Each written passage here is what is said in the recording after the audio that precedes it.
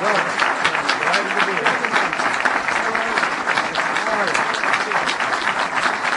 you all. Ed, how are you? Welcome. The Secretary. Chairman, please be seated. Well, thank you all very much. It's an honor for me to be here to pay tribute to a hero of freedom,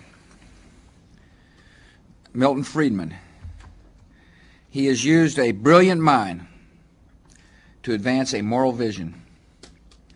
The vision of a society where men and women are free to choose, but where government is not as free to override their decisions.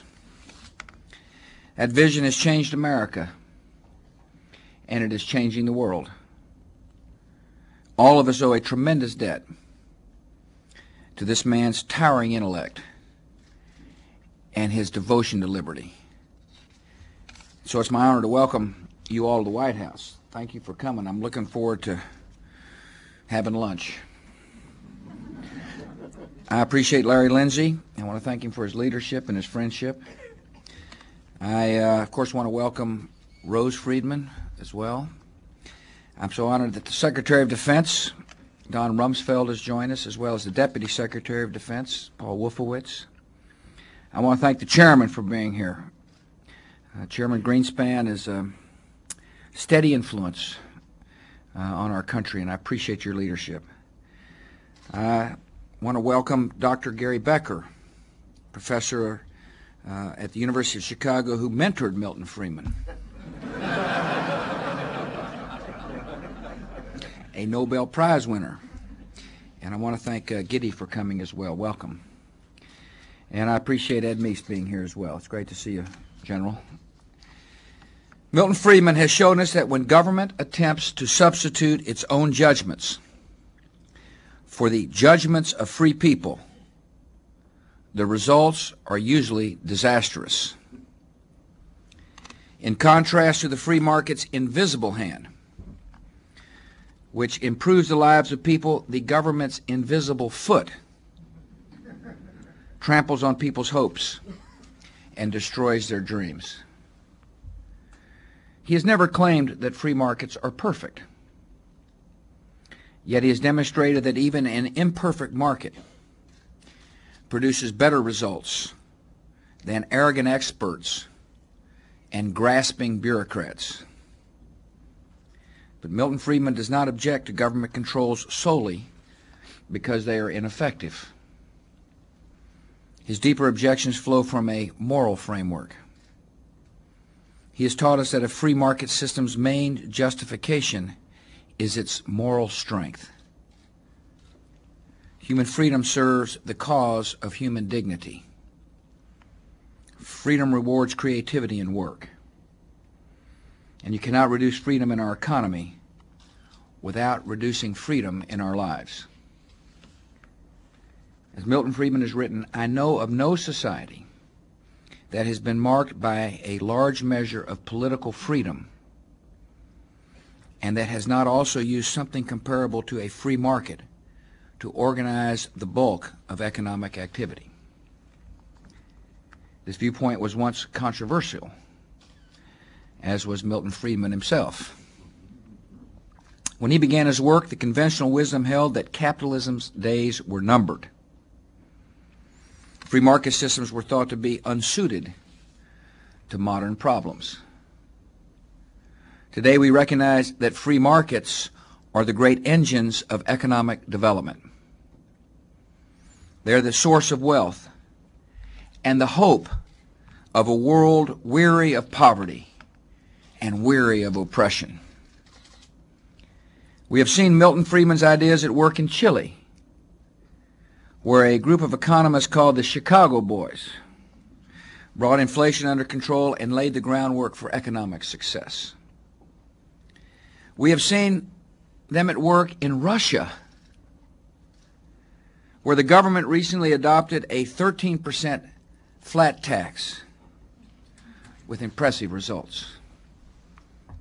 We have seen them at work in Sweden, which has adopted personal retirement accounts We have seen them even at work in China, where the government conceded long ago that Marxism was, in their words, no longer suited to China's problems. These are extraordinary developments.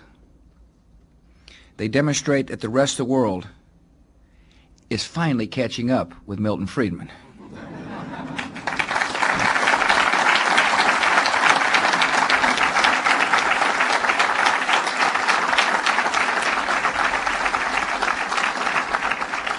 Yet Milton Friedman has done more than defend freedom as an abstract ideal.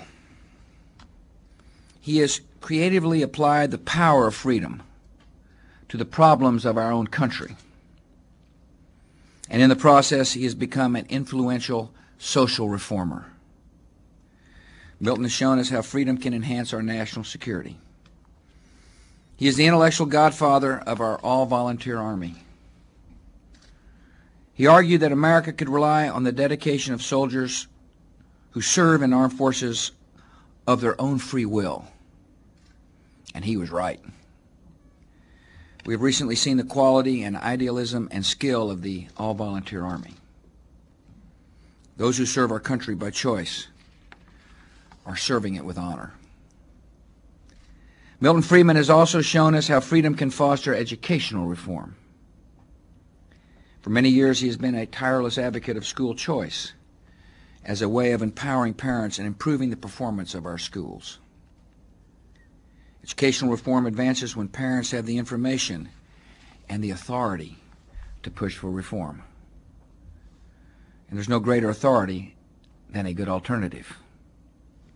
Poor children in America need better options when they're trapped in schools that will not teach and will not change.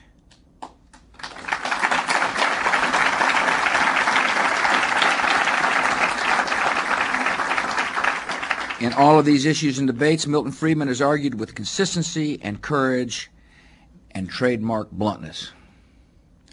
His ideas have influence around the world. And by his strength of conviction, he has served his country with distinction. And it's been recognized as such. After all, he received the 1976 Nobel Prize for Economics, and in 1988 he was awarded the Presidential Medal of Freedom. In 1938, Milton Friedman married Rose Director, an outstanding economist in her own right, and the only person known to have ever won an argument with Milton. Half a century later, Milton and Rose Friedman published a joint memoir called Two Lucky People. There's no doubt that Milton and Rose Friedman have been lucky, but not as lucky as America.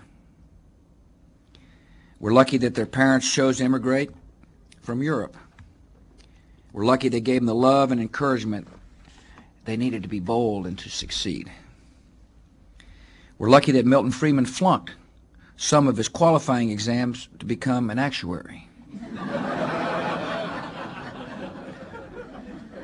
and became an economist instead.